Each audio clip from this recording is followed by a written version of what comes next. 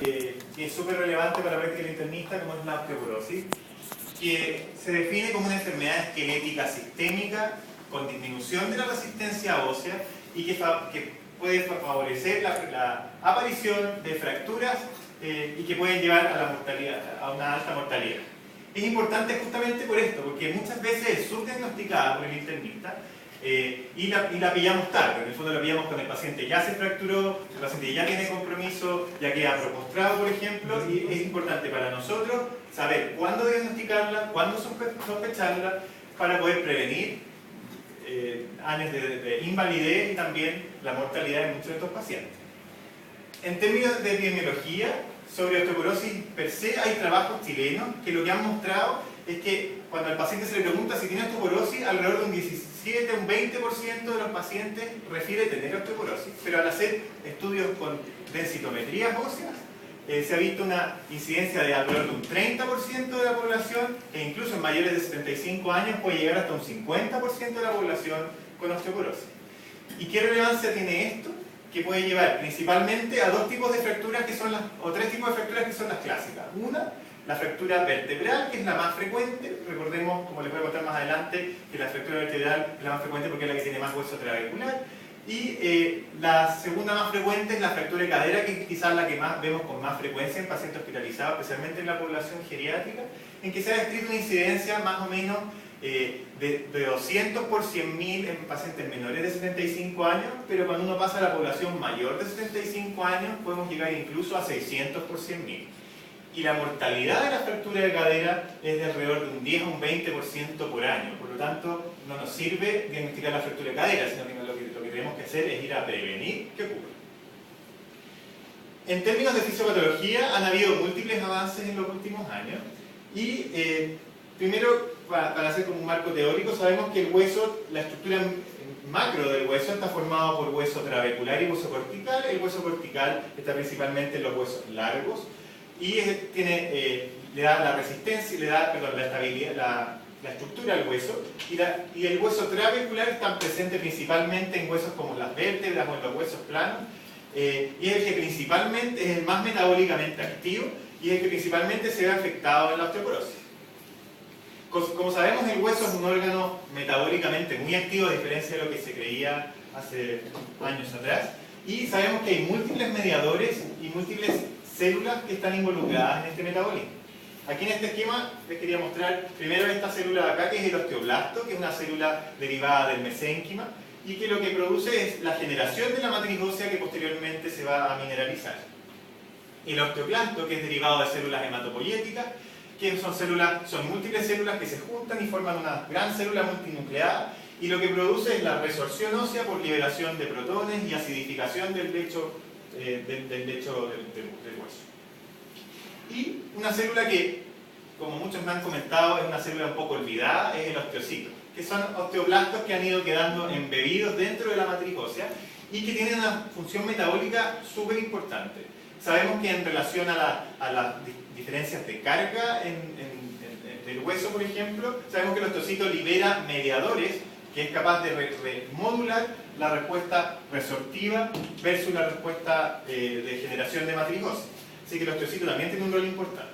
Dentro de los mediadores que producen estas células, sabemos que el osteocito produce RANK ligando, que es una proteína que se une al receptor RANK en el osteoclasto y que lo que induce es la activación osteoclástica y por lo tanto la resorción ósea.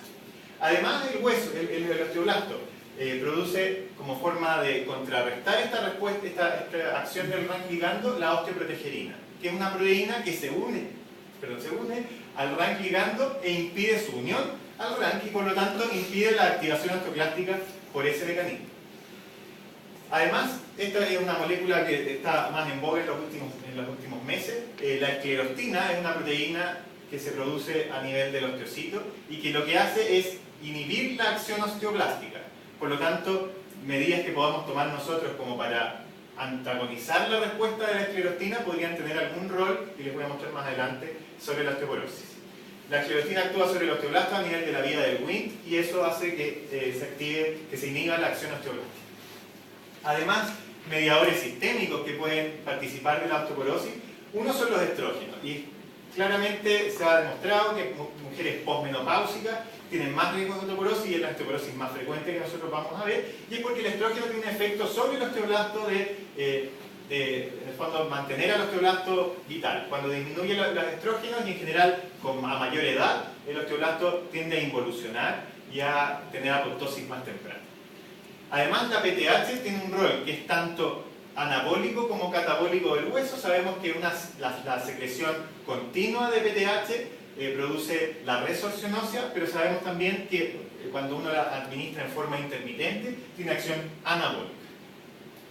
Ahora, en términos de clasificación, podemos clasificar dos grandes grupos. Uno son la osteoporosis primaria, que son aquellas que no encontramos una causa para la cual hay mayor resorción, y que en general podemos ver de dos tipos grandes. Una, la posmenopáusica, y la segunda, la senil, o por involución, como les explicaba, por disminución de la vida útil de los osteoblastos.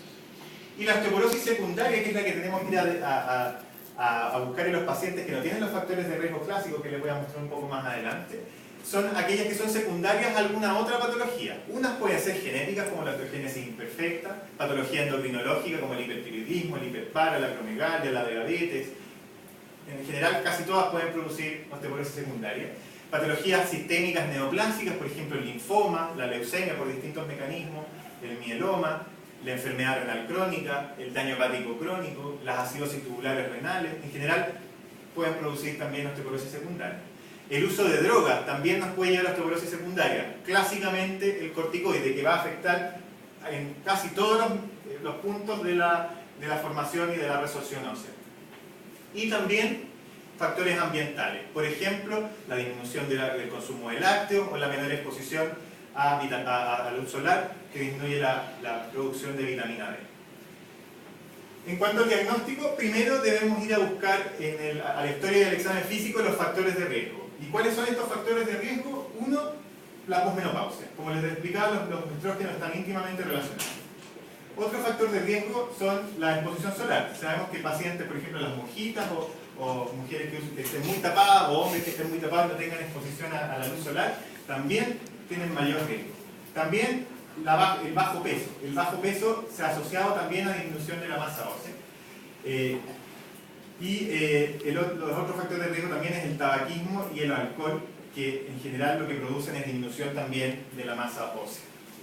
Y en el caso del alcohol, además, predispone a fracturas, considerando en pacientes que puedan tener caídas frecuentes por el alcohol.